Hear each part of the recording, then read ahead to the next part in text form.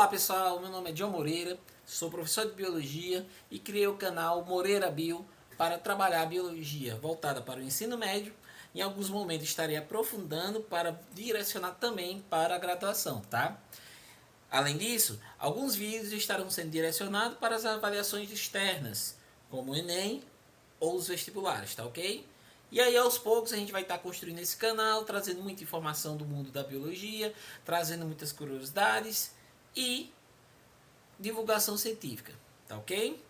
Peço a ajuda de vocês para desenvolver esse canal, tá ok?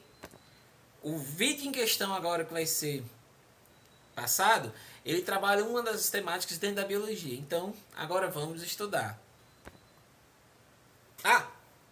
Antes disso, apoie o canal, ok? Apoie o canal, inscreva-se, dê o like ou dislike, gostou, não gostou? Aqui é democrático. Deixe seu comentário para a partir deles eu poder melhorar cada vez mais o canal, tá ok? Grato pela atenção e agora vamos para o vídeo. Olá pessoal, tudo bem? John Moreira, tá? Vamos para nossa aulinha agora. Hoje eu estou falando aqui sobre evolução, tá? Um tema bem polêmico por sinal, tá? Ele é polêmico porque ele trata diretamente da origem dos seres vivos. E aí quando eu falo isso, a origem dos seres vivos, em algum momento eu posso cutucar o religioso. Mas a minha intenção não é essa. Calma.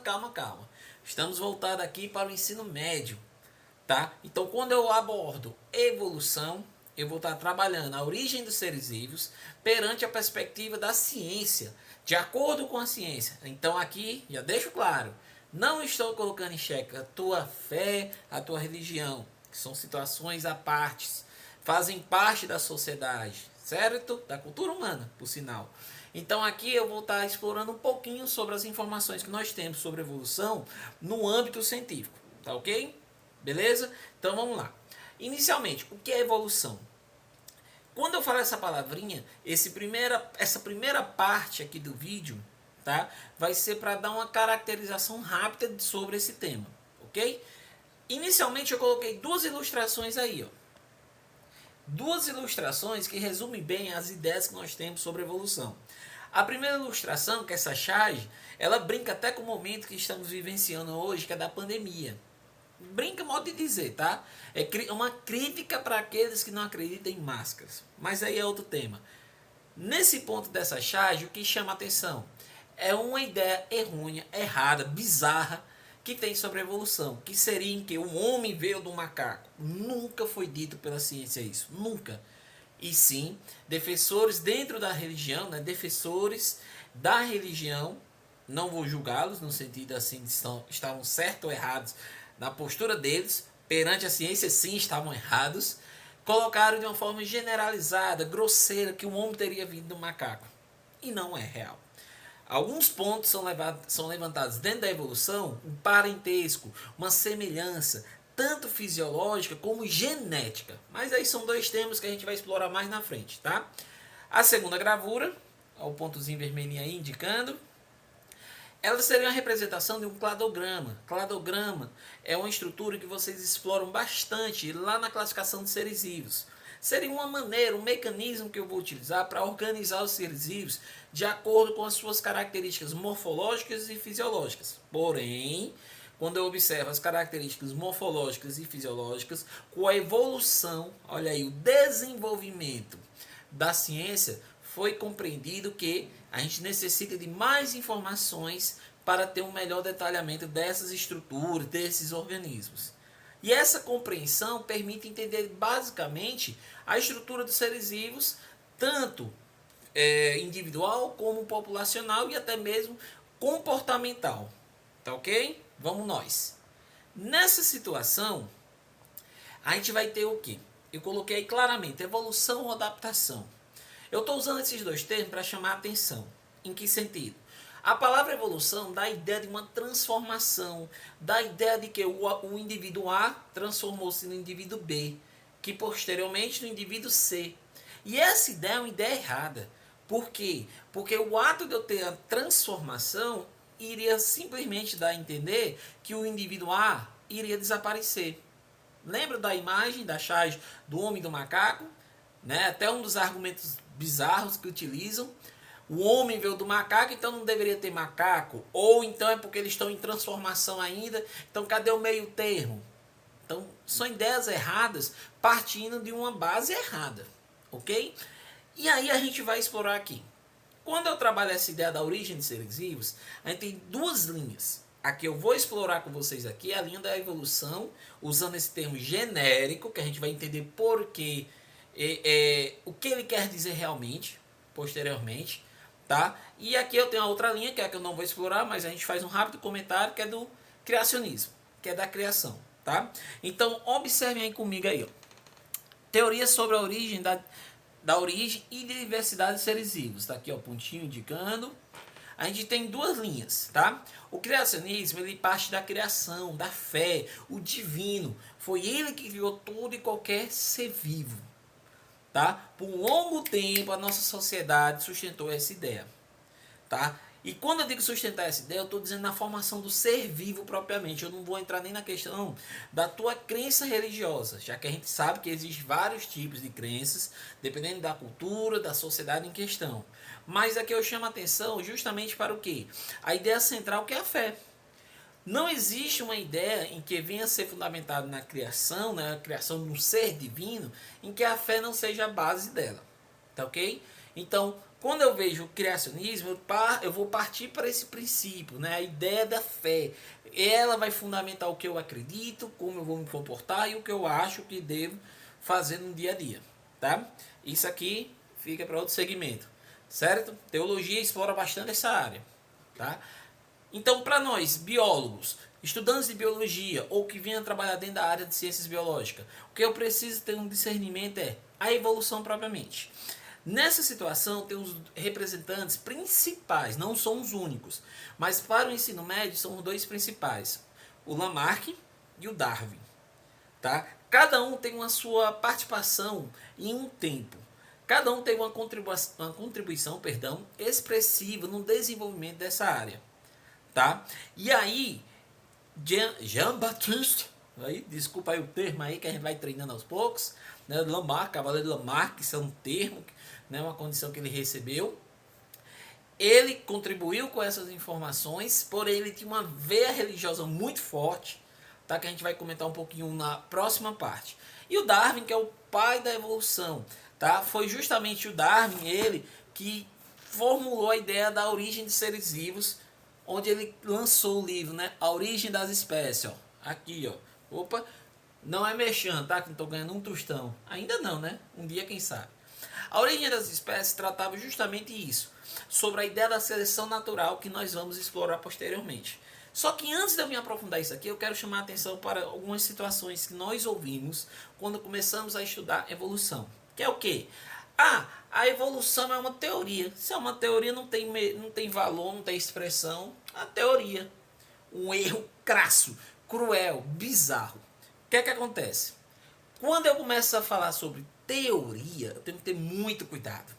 Essa chargezinha aí, ela mostra isso aí claramente.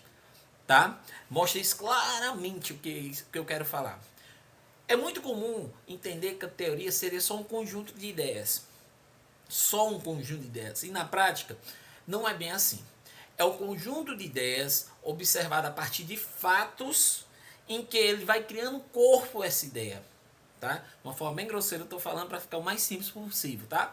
Então, esses fatos, eles vão culminando, formulando, desenvolvendo, construindo uma ideia central. Essa ideia central, ela passa a criar forma e explicar um fenômeno natural. Uma situação, por assim dizer, que é o que acontece com a teoria da evolução. Nesse conceito, o que vai fomentar ela, que dá veracidade a ela, é o fato de que as observações que são feitas em várias regiões, por vários pesquisadores, e ironicamente, eles chegam no mesmo consenso, eles chegam no mesmo caminho, a partir do mesmo caminho, no mesmo resultado. É isso que vai dar o corpo a uma teoria. Conjunto de observações, de fatos, em que vão colaborar para o desenvolvimento dessa teoria. Tá? Então percebam, na linha do meio aqui, ela deixa bem claro na charge. Tá? Na ciência, Uma teoria é uma moldura de trabalhos, né, o framework, tá, que explica fenômenos de forma concisa, coerente, sistemática. Nesse sentido, sistemática, eu tenho que entender que uma teoria ela não pode ser qualquer ideia jogada ao léu, não. Ela tem que ter uma linha, é uma linha de raciocínio que vai dar veracidade a ela. E essa linha ela tem que ser desenvolvida e seguida por vários pesquisadores. E um consenso científico é que vai dar veracidade a ela, que é o que aconteceu com a teoria da evolução, né? Um consenso científico que chegou a fomentá-la e a validá-la, tá ok? Isso é importante você entender, tá? Então, toda vez que você escutar a palavra teoria, não importa a área que ela venha estar abordando, você vai entender que uma teoria é um conjunto de ideias observadas a partir de alguns fatos em que criaram formas, desenvolveram um corpo, uma narrativa, essa palavra é ótima, uma narrativa em que corroboram para uma explicação de um fato, de um fenômeno. Por exemplo, a teoria do Big Bang. Ah, John, a gente não tem como provar porque não estava na época. Realmente. Mas existem indícios que podem levar a essa situação. É uma explicação de corpo e consistente. Ok? Além disso, eu tenho também as leis. Tá? Essa palavrinha lei você vai ouvir lá na frente, na segunda parte. Aí você vai entender por que é que eu estou falando dela agora. Tá? Teoria e lei. Elas têm uma leve diferença. Tá? Elas são diferentes, melhor dizendo. Tá? E esses conceitos, eles têm uma diferença e um grau de importância. Tá? Não é que um é mais do que a outra, mas são situações que eu vou observar de forma diferente. Por exemplo, quando eu observo uma lei, ela tem como ter uma comprovação matemática por A mais B, como dizia meu professor na escola. Né? Por A mais B eu posso comprovar, eu posso dar validade àquela situação. Diferente da teoria. Que a teoria eu não tenho como botar no papel no sentido de que não é algo palpável, e sim algo observável. Né? Perdão até com o termo, algo que eu venho observar dentro da natureza e a partir daí eu vou ter uma compreensão. Tá? Fica aí, você tira o print, tá? Faz uma releitura tanto dessa charge como da outra, que é interessante você ter essa compreensão. Tá? Nessa situação, perceba esse quadrinho aqui. Ó, aqui. Lei e teoria. São dois conceitos distintos, fundamentados com evidências e parte do conhecimento científico. Conhecimento científico. Para que eu tenha um conhecimento científico ele venha a ser validado, eu tenho que seguir a metodologia. Eu tenho que ter uma metodologia, um método científico. Tá? Hoje, no período pandêmico, a gente escuta muito. Ai, porque saiu um trabalho X, o pesquisador Y. Quando a gente vai observar na prática, uma pesquisa, quando ela é publicada, ela tem que ser o quê? Ela tem que ser avaliada, ela tem que ser revisada por pares, ou seja, outros cientistas. E aí ela vai ter uma força, ela vai ter uma consistência. Ciência não se faz só, ok? Ciência não é feita de forma solitária. Ela é construída a partir da contribuição de todos. Independente de quem seja de qual seja a sua nacionalidade, onde vive, sua cor, seu credo, não importa. Todos os indivíduos que atuam dentro da ciência, eles irão contribuir. A ciência, lembrem, ela é o quê? Ela é viva. Ela não é rígida, ela não é uma rocha. Ela é viva, ela tem uma plasticidade, ela se molda conforme os fatos, informações vão sendo descobertos, ela vai criando uma força, tá? Muito importante, para até amadurecer essa ideia do que é ciência, tá? Então, quando eu entendo o que é uma teoria, o que é uma lei, eu posso mergulhar diretamente no método científico. O método científico, ele segue esse passo a passo aí, ele é bem simples, certo? Porém importante. Se eu seguir cada passo desse de forma bem evidente, né, bem firme, eu vou ter um resultado. Se eu venho a burlar ou a driblar alguma etapa dessa, possivelmente o meu resultado vai ter um viés, ou seja, a minha leitura, como aconteceu com alguns medicamentos, vai ser distorcida, porque eu peguei um viés, uma tendência do que eu gostaria de ver. E eu não posso fazer isso na ciência, ela tem que ser o mais bruta possível, no sentido de que o mais cristalina. Qual a importância do método? É que esse método qualquer pesquisador no mundo ele possa replicar e terá o mesmo resultado. John, mas se o pesquisador lá do outro lado do país, ele pegou e fez a mesma coisa, seguiu passo a passo, seguiu essa receita, e o resultado deu errado, deu diferente. E aí? E aí que vai ter duas situações. Ou ele não seguiu corretamente, ou o resultado final que foi apresentado estava errado inicialmente. E aí tem que ser revisto, tem que ser reformulado. Daí a importância de revisão por pares. Nessa parte do método científico é muito comum ser abordado lá no primeiro ano, tá ok, pessoal? E aí de uma forma rapidinho para a gente fechar, para não ficar muito longo o vídeo. Eu tenho a observação, certo? Eu tenho a caracterização do problema, ou seja, eu vou definir hipóteses, eu vou estipular hipóteses, o que eu acho que pode ter causado, provocado, tá? Eu vou criar uma ideia a partir do que eu acho que pode ter causado um problema, uma falha, alguma coisa, tá? Por exemplo, você tem um mouse, meu mouse está falhando, e aí? Qual a hipótese? Poxa, pode ser o fio dourado, pode ser a luzinha aqui está queimada, um exemplo, os botões estão emperrando, qualquer situação dessa é uma hipótese. E aí eu vou comprovar essa hipótese. Como é que eu posso comprovar? Fazendo teste. O teste da hipótese é de suma importância. Tem que ter um padrão e um nível de organização rigoroso. Conforme eu faço os testes, eu posso averiguar se aquela hipótese era verdadeira ou não. John, se a hipótese é falha, o que é que acontece? Começa tudo de novo, tá? Até você chegar ao resultado esperado, tá? Ou no caso, o resultado esperado seria o resultado daquela situação, tá? É assim que se faz ciência. Então, nessa situação, tá? A gente tem uma construção da teoria da evolução. E ela começou inicialmente aqui, ó, nesse camarada. Não a evolução propriamente, mas o raciocínio, tá? Onde a gente tem a ideia da geração espontânea. Geração espontânea, vocês já devem ter ouvido falar. A biogênese, a formação da vida a partir do nada, do inanimado, da matéria bruta. É o que coloca o Aristóteles. Ele acreditava justamente nisso, em que a partir da matéria inanimada poderia surgir a vida. Só que para isso seria necessário a força vital, o espírito. É essa força que iria soprar no objeto, na pedra, na rocha, e iria formar um ser vivo. Aristóteles, ele já confabulava essas ideias. Até mesmo que a gente tem que sempre fazer o recorte, lembrem disso.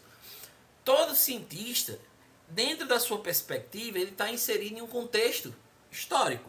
Ele está inserido em um contexto social. Boa parte das suas descobertas podem ter uma referência ou influência nesse sentido. Tá? O Aristóteles, um grande filósofo, ele tinha o quê? Base das suas observações partia do contexto que ele vivia. Então tem que ter essa compreensão, tá? Então, nesse sentido, eu vou criando base aqui lá na frente para discutir a evolução. Onde, segundo Aristóteles, como o pontinho aqui está indicando, o Aristóteles ele não admitia, olha aí, a ocorrência de transformação das espécies. Ele partia de uma ideia, certo? Em que essa vida que eu tenho no meu planeta é uma vida que foi formada pela força vital, independente de qual venha essa entidade, e essa força vital formulou os indivíduos como eram antes, como são agora e como serão no futuro. Ou seja, uma ideia fixa. É isso que vai dar a origem do fixismo. Na última parte ele coloca aí, ó, a visão aristotélica admitia que as espécies eram fixas e imutáveis, ou seja, não sofriam mudanças, alterações. O mesmo papagaio que você tem hoje seria o mesmo tipo há 200 anos atrás, há 500, há 1000 anos atrás. E essa parte de tempo, que por mais que ele viesse a progredir o tempo, não causaria ou não seria esperado mudanças nos animais a partir da ideia do Aristóteles. Porém, com a derrubada da ideia da geração espontânea, certo? A ideia do fixismo, como retratado nessa imagem aí, ó, lendo essas linhas, indica que o animal não sofre mudança. Ó. Você tem aí lá da direita, né, de quem está de frente para o vídeo, né, para a esquerda, você tem um animal, a planta, o fungo. O que eu tenho hoje de exemplar seria o mesmo há eras atrás. Fixo. E aí os fixistas, eles argumentavam que as espécies vivas já existiam desde a origem do planeta. Muito atrelado a essa ideia aqui, o fixismo, a ideia do criacionismo, tá? A questão da criação. Deus criou, então se Deus criou 100 tipos de macaco, de primata, é para ter 100 tipos hoje. Salvo uma situação que eles até admitiam que algumas espécies poderiam entrar em extinção, mas essa extinção iria ocorrer devido a uma catástrofe ambiental, algo extremo, tipo a erupção de um vulcão, uma tempestade, algo extremo poderia levar aquele grupo de indivíduos ao extermínio, tá? Acabaria com eles. Só que com o tempo, com a derrubada da geração espontânea, percebeu-se que algumas espécies sofriam alterações. Algumas espécies tinham um parentesco, uma semelhança uma com a outra. Ixi, como assim, John? Vamos aqui só para a gente ficar próximo da nossa realidade. Imagina o cachorro, o cão doméstico. Tá? De uma forma bem clara a gente entender. Pega um pinche, um poodle, um rottweiler, um pitbull. Compara. Todos são cães. São iguais aparentemente? Não. Iguais não. Mas eles vão ter grande semelhança entre um e o outro. Como também tem diferenças expressivas. Essa situação chama atenção. E aí começou a criar uma ideia do transformismo. Tá? A palavra em si já dá uma dica o que é isso. Transformação. E aí no texto aqui, ó, a partir do século XIX, admitiu-se, certo? Ó, a ideia da substituição gradual das espécies. É como se fosse uma escadinha. Eles começaram a dizer, não, beleza, pode sim ter uma mudança. Só que aos passos, aos poucos vai tendo uma mudança, tá? E lembrem, quando a gente fala de mudança de organismos e de seres vivos, é sempre no sentido de um grupo de organismos, não é um animal só, é um grupo. E o mais importante, a escala de tempo. A escala de tempo, quando a gente observa o princípio da evolução, é um tempo em que não é o mesmo de um dia, 2 dias, um mês, um ano. A escala de tempo a gente tem que observar com cuidado. Às vezes é 1000 anos, 2, 3, 4, 100 mil. A escala de tempo é diferenciada nesse sentido, tá? Você precisa de várias gerações, vários filhotes, neto, bisneto, tataraneto, enfim, para a gente ver uma alteração, uma modificação, algo diferenciado. E aí, a gente observa que o fixismo ele caiu por terra. Chibata nele, ele dançou. O fixismo ele foi derrubado e foi alterado para o transformismo, como eu havia dito, onde a adaptação, palavrinha-chave, a adaptação surge em resposta às mudanças do meio. Quando eu coloco meio, é um ambiente, o que está à sua volta, tá? O local em que aquele animal vive, o ser vive. Nessa época, o transformismo começou a ser abordado e aceitado. Tá? Começou a ser aceito o transformismo. E ele já começou a formular uma ideia para o evolucionismo, a evolução, tá? Onde ele colocava aí no quadrinho aqui final, assim, a evolução se caracteriza pela adaptação das espécies a meios em contínua mudança, tá? Nem sempre a adaptação indica, aí é importante, nem sempre a adaptação quer dizer um aperfeiçoamento, uma melhoria. Às vezes aquela adaptação pode ser negativa e o animal ser papocado, eliminado, destruído. Então, levando isso em reflexão, analisando, o transformismo ele dá o pontapé para criar um evolucionismo, tá? Um evolucionismo onde o animal admite transformações. Grava isso aí, tá? Grave isso aí. Chegando aí agora, finalizando aqui a nossa primeira parte, para não ficar muito extenso, que eu falo muito, já perceberam. A teoria da evolução ela pode ter 2 camaradas aí como centros, tá? Ou o pontapé inicial. O Lamarck, como eu falei anteriormente, ele entrou, o Lamarck, ele veio com a questão da elaborando 2 leis, palavrinha lei, importante você lembrar que eu vou discutir lá na frente com vocês, tá? 2 leis, uma lei do uso e do desuso e a outra é a lei da transmissão das características adquiridas, tá? Ou seja, nesse conceito, essas 2 leis iriam justificar o transformismo. Olha aí, o transformismo surge forte com esse bonitão aí, ó, com Lamarck. Posteriormente, entrou Darwin com a seleção natural, tá? A seleção natural, onde ele caracteriza que os seres vivos estão sendo selecionados literalmente pela natureza. E aí a natureza ela vai selecionar de várias formas. Pela questão climática, pela questão de relevo, pela questão da alimentação, pela predação. São vários fatores que a gente vai explorar posteriormente, tá?